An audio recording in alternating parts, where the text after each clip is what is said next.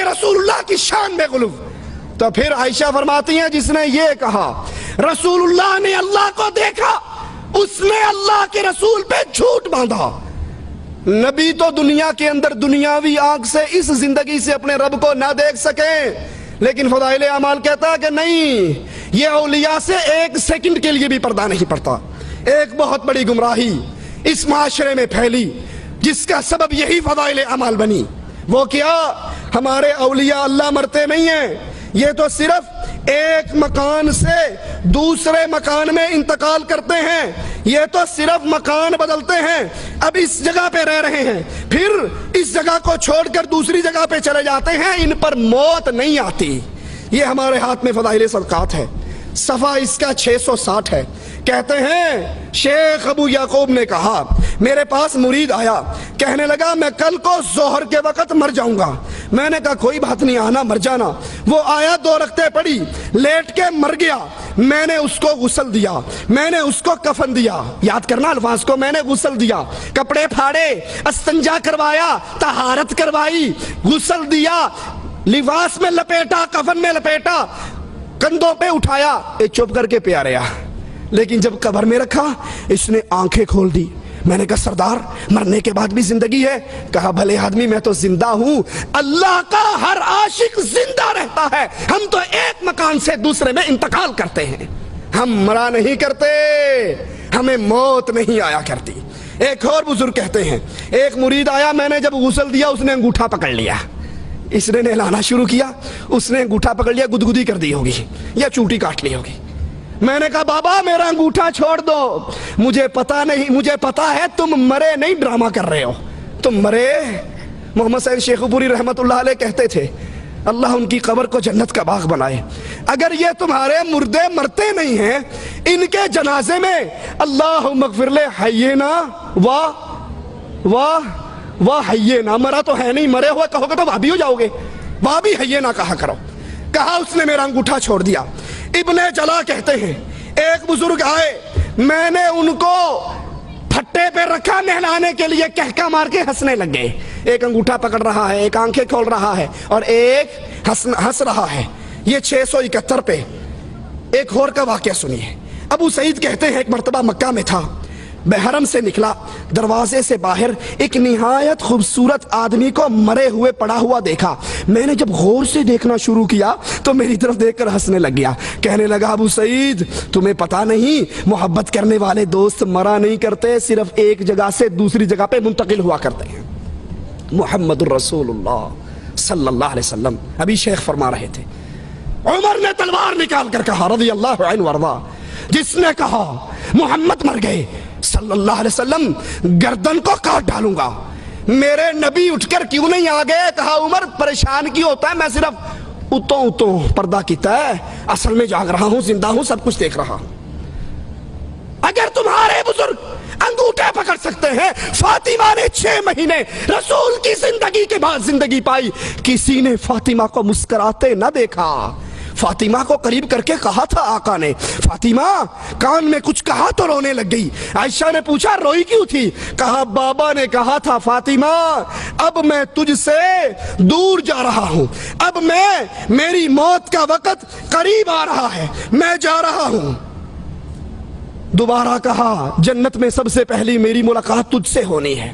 نبی تو کہے میں مر رہا ہوں، قرآن تو کہے وما محمد الا رسول قد خلت من قبلہ الرسل افئن مات، قرآن تو کہے انک میت، لیکن تبلیغی کہتے ہیں ہمارے نہیں مرتے، صرف مرتے ہی نہیں بلکہ یہ صفحہ 669 ہے، فضائل صدقات ہے۔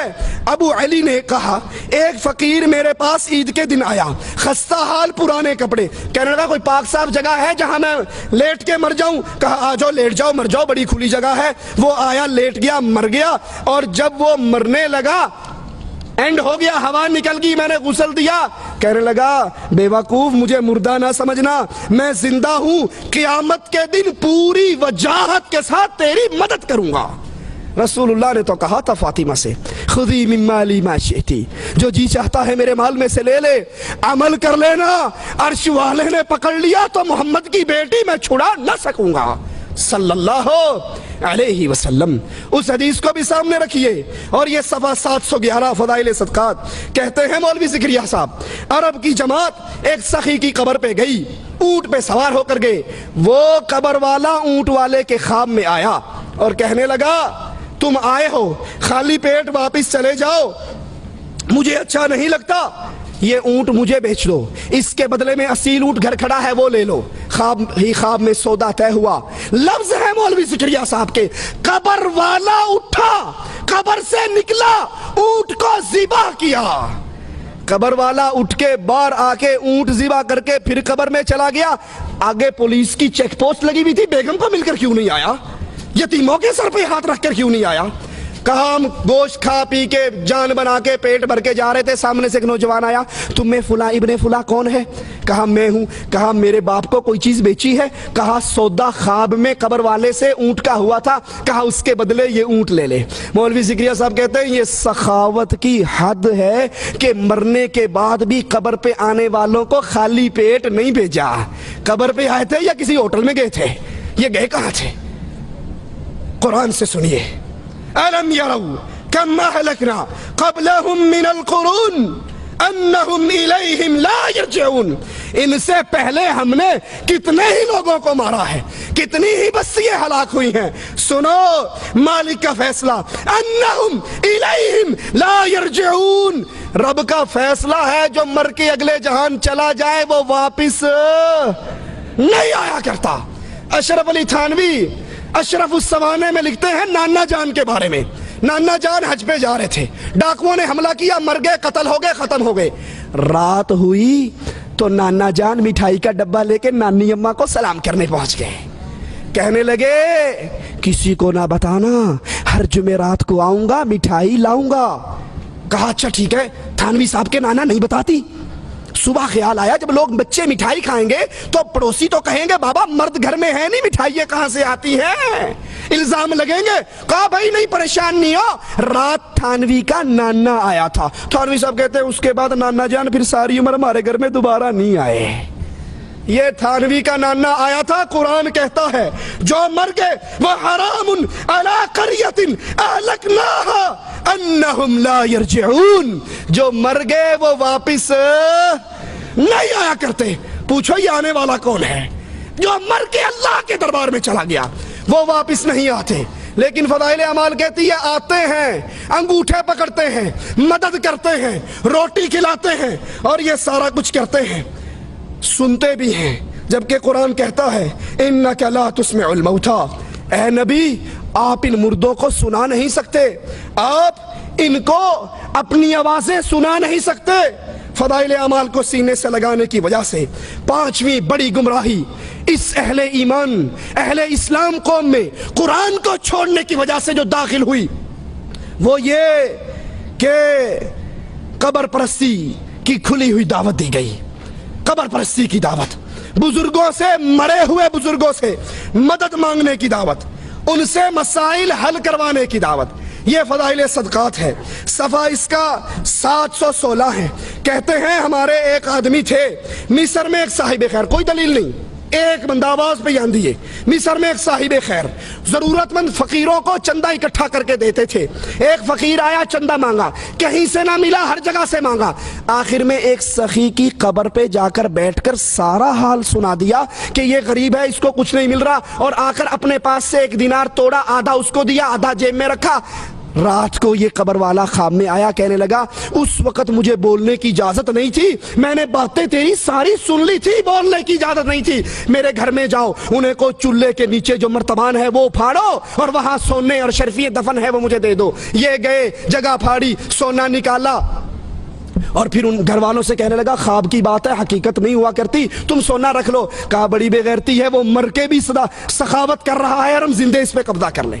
قبر والے پر جاؤ، قبر والے کے پاس بیٹھو اور وہاں جا کے اپنی مشکل سناؤ۔ یہ فضائل حج ہے ہمارے ہاتھ میں، اس کا صفحہ 138 ہے۔ کہتے ہیں ایک آدمی مرا، اس کے ورثے کے اندر رسول اللہ صلی اللہ علیہ وسلم کے بال بھی آئے، ایک بھائی نے سارے بال لے لیے اور ایک بھائی نے مال لے لیا، مال والے کا مال ختم ہو گیا، بال والے کو اللہ نے بڑا مال دیا۔ پھر جب یہ مر گیا मौलवी ज़िक्रिया साहब कहते हैं हमारे सुलहा के ख्वाब में अल्लाह के नबी आए, कहा किसी को कोई मसला हो वो इसकी कब्र पे बैठकर दुआ करे, उसका मसला खत्म हो जाएगा।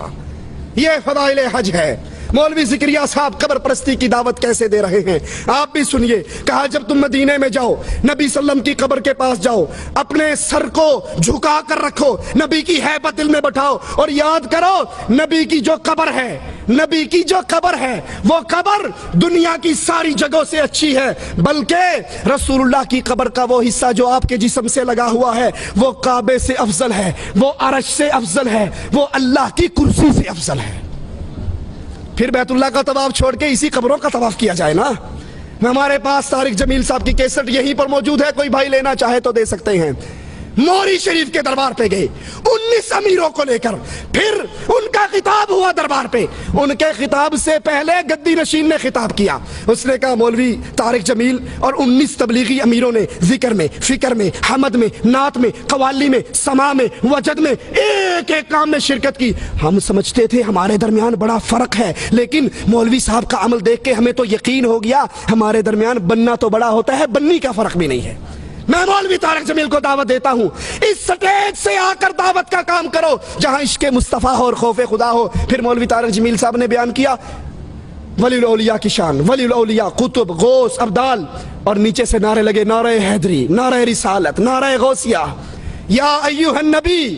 इसका तर्जुमा किया है गैब की खबरें बताने वाले और मजमा बरेलवियों का, उनके उर्स का। नीचे से नारा लगा, नारे रिसालत। ये कब्र परस्ती की दावत है। कब्रों पे बैठो, कब्र वालों को हाजत सुनाओ। और कुरान ऐलान करता है वल्लज़ीना यदऊन मिन दूनिल्लाह ला यख्लुकून शैआ वहुम युख्लकून अमवातुन गैरु अहया वमा यशऊरून अय्यान युबअसून। तुम तो कहते हो, हमारे तबलीगी आलिम ने कब्र वाले को कहा, उसने सदका किया, ऊंट ज़िबा किया। कुरान कहता है जिनको तुम पुकारते हो इन्होंने किसी चीज को पैदा नहीं किया, ये खुद बंदे दे पुत्र ने, ये खुद मखलूक है। और हालत क्या है, अमवातुन गैरु अहया, ये मुर्दा है, ये जिंदा नहीं है।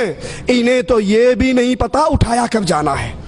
बहुत बड़ी बदअकीदगी अहले ईमान में, मुसलमानों के अंदर इस कुरान को छोड़ने की वजह से, इन फदाइल अमाल को अपने सीने से लगाने की वजह से जो फैली, उसमें एक बड़ी खतरनाक बात रहबानियत की दावत, सूफियत की दावत।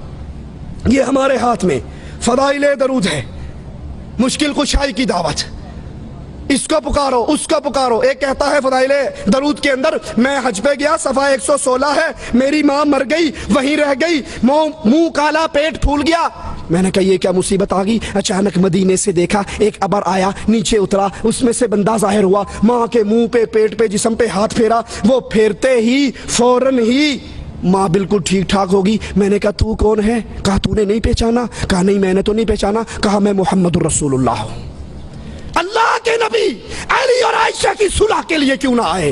अल्लाह के नबी उमर को शहीद होते हुए बचाने के लिए क्यों ना आए? अल्लाह के नबी उस्मान जब गिरफ्तार थे, प्यासे थे, इस प्यासे की प्यास बुझाने के लिए क्यों ना आए?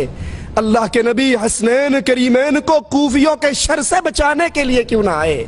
तेरी माँ मर गई तो अल्लाह के नबी सल्लल्लाहु अलैहि वसल्लम ने फौरन आकर उसके मुंह पर, अल्लाह के नबी पे इतनी बड़ी तोहमत। आयशा फरमाती हैं औरत बैत करने के लिए आई, पर्दे के पीछे से हाथ आगे किया, आका की नजर उंगली की पोरियों पे पड़ी। कहा आयशा इससे कहो हाथ पीछे करे, मोहम्मद नाम महरम औरतों की उंगलियों को देखना भी बर्दाश्त नहीं करता।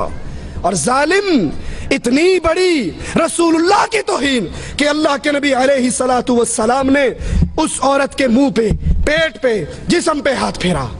और वही सूफियत की बात, रहबानियत की दावत इस किताब ने कैसे पेश की, ये देखिए हमारे हाथ में 356 सफ़ा है, फदाइल आमाल है।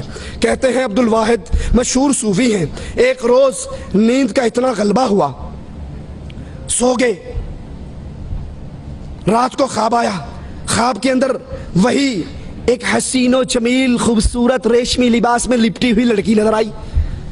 कहने लगी तू सो रहा है, फिक्र कर मेरे लिए, भाग दौड़ कर।